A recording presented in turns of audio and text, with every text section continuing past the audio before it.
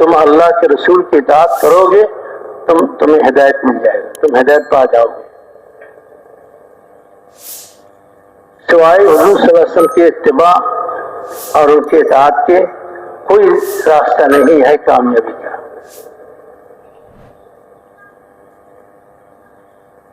قیامت تک آنے والے سارے انسانوں کے لیے کامیابی کا یہی راستہ ہے جو حضور صلی اللہ علیہ وسلم نے اللہ کی طرف سے لائے ہیں، اور امت کو اس پر ڈالتی گئی دنیا سے۔ صحابہ اکرام 100% حضور کی اتباع کرنے والے تھے، اطاعت کرنے والے تھے۔ ان کی زندگی کے ہر شعبہ حضور کی اطاعت و اتباع سے آباد تھا۔ صحابہ اکرام رضوان اللہ تعالی اجمعین یہ سوچ بھی نہیں سکتے تھے کہ حضور کے اتباع کے اور اطاعت کے خلاف کوئی آدمی اپنے مقصد اپنے منزل میں پہنچنے کا سوچے۔ یہ صحابہ کے گمان سے باہر کی چیز ہے۔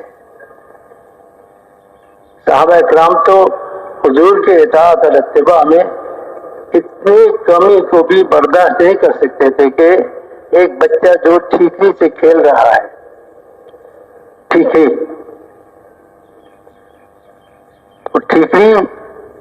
کچھ دھاردار ہوتا ہے، حضور صلی اللہ علیہ وسلم نے منع فرمایا ہے ایسی چیزوں سے کھیلنے سے جو دوسروں کو نقصان پہنچاتا ہے۔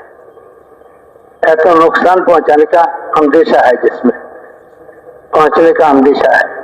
ٹھیکری چونکہ دھاردار ہوتا ہے، اس سے کھیلنے میں کبھی کسی کے بدن کو لگ جائے گا تو تھوڑا سا نقصان ہو سکتا ہے۔ اس لیے وہ بچہ تھا جو کھیل رہا تھا، تو بڑے صحابہ نے ان کو منع کیا کہ بھائی اس سے مت کھیلو، رسول اللہ صلی اللہ علیہ وسلم نے منع کیا ہے ٹھیکری سے کھیلنے کو۔ رسول اللہ صلی اللہ علیہ وسلم نے منع کیا ہے کہ یہ دھاردار ہوتا ہے، اس سے کسی کے بدن کو لگنے کا اندیشہ ہے، زخمی ہو جائے گا۔ یہ کہہ کر وہ چلے گئے۔ اب واپسی میں دیکھتا ہے کہ وہ بچہ وہی ٹھیکری سے کھیل رہا ہے، تو اس نے کہا قسم ہے اللہ کی، میں آپ سے لے کر تم سے بات نہیں کروں گا،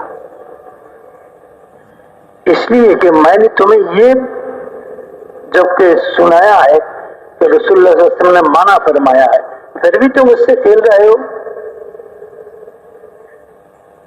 جبکہ میں نے تم کو یہ سنا دیا کہ رسول اللہ صلی اللہ علیہ وسلم ایسی چیزوں سے کھیلنے کو منع فرماتے ہیں جن چیزوں سے دوسروں کو نقصان پہنچنے کا اندیشہ ہو، پھر بھی تم کھیل رہے ہو۔ میں تم سے آپ سے کبھی نہیں بولوں گا۔ یعنی یہ صحابہ کرام رضی اللہ عنہم یہ سوچ بھی نہیں سکتے کہ کسی کو یہ بات کہا جاوے کہ بھائی یہ حضور صلی اللہ علیہ وسلم نے منع فرما دیا ہے، حضور نے منع کر دیا ہے، اس کو نہیں کرنا، پھر وہ کرے۔ یہ صحابہ کا سوچ نہیں سکتے۔ صحابہ کو تو اتنا بھی برداشت نہیں ہوتا تھا کہ حضور کو کوئی چیز پسند نہ آوے اور چہرے پر شکن پڑے، اور اپنے کسی حال کو دیکھ کر حضور کے چہرے میں ایسے شکن پڑے جس سے پتہ چلے کہ حضور کو یہ کیا ہے، ناپسند ہے۔ صحابہ اتنا بھی برداشت نہیں کر سکتے۔ ایک صحابہ نے سرخی رنگ کے رومال اڑ کے آئے، سرخی رنگ کے، حضور کی چہرے سے پتہ چلا کہ حضور کو یہ ناپسند ہو رہا ہے، تو اس نے گھر میں جا کر جلتی چولہے میں اس کو ڈال دیا۔ پھر آیا، حضور نے کہا کہ کیا کیا تم نے رومال؟ یا رسول اللہ میں نے آپ کے چہرے پر ناراضگی دیکھی، میں نے دیر نہیں کیا، اس کو جلتی چولہے میں ڈال دیا۔ حضور نے فرمایا کہ گھر کی عورتوں کو دے دیتے، گھر کی عورتوں کو دے دیتے۔ تو صحابہ کو تو اتنا بھی برداشت نہیں ہوتا تھا کہ حضور کا کسی چیز کی طرف منع نہیں کرنا، بلکہ کسی چیز کے ناپسند ہونا، یہ بھی صحابہ برداشت نہیں کر سکتے، فوراً اس کام کو چھوڑ دیتے تھے۔ یہی وجہ تھا کہ صحابہ کم تھے عدد میں اور ان کے پاس اسباب کم تھے، باوجود اس کے صحابہ غالب رہے دشمنوں پر، اور اللہ کی مدد ان کے ساتھ تھے۔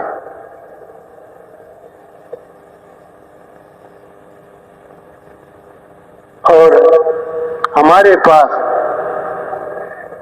ہر اعتبار سے ہر چیز موجود ہے، پھر بھی ہم دنیا میں باطل کے نیچے دبے ہوئے ہیں۔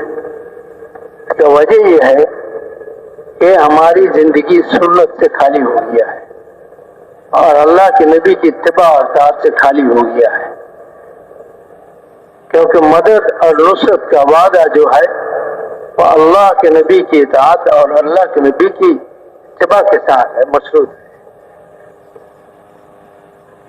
اس لیے میرے بھائی بزرگوں، اس محنت سے یہ چاہی جا رہی ہے کہ پوری دنیا میں ہر کلمہ والا، ایمان والا،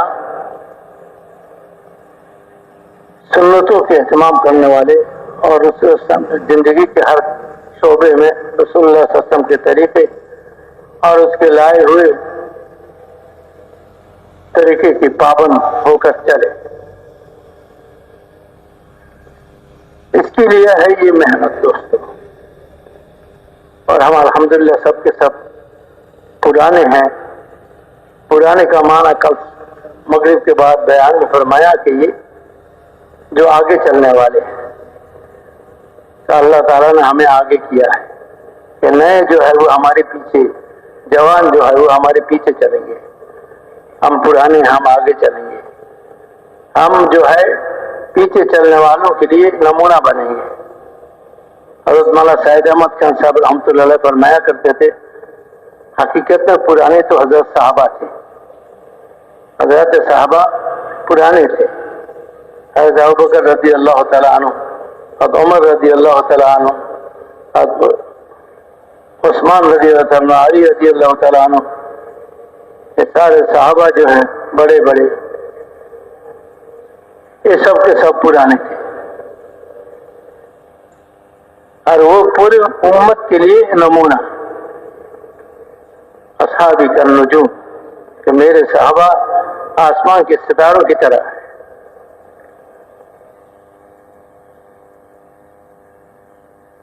تو صحابہ کرام امت کے لیے نمونہ بنے۔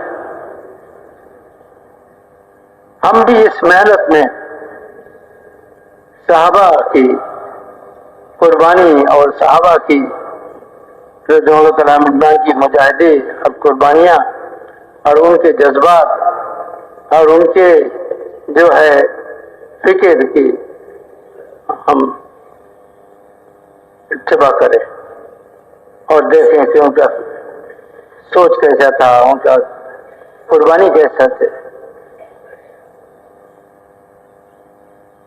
اور ان کے اللہ کے دین اور اللہ کے کلمے کو دنیا میں بلند کرنے کی جذبات کیسے تھے،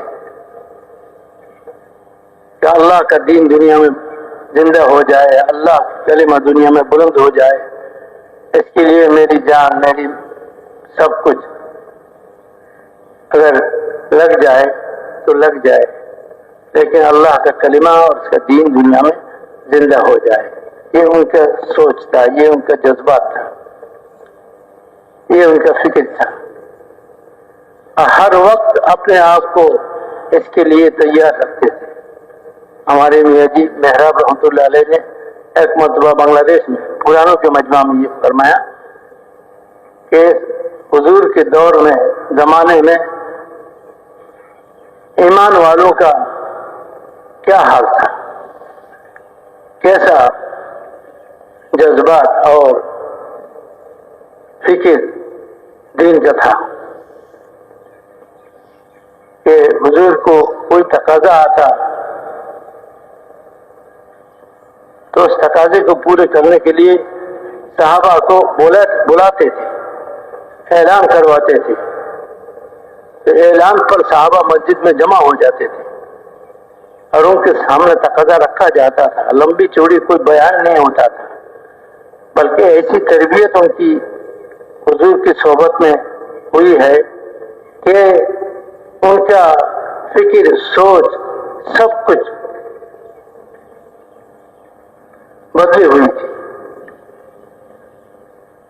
سب تقاضا ان کے سامنے رکھا جاتا تھا، یہ تقاضا ہے جس کو پورا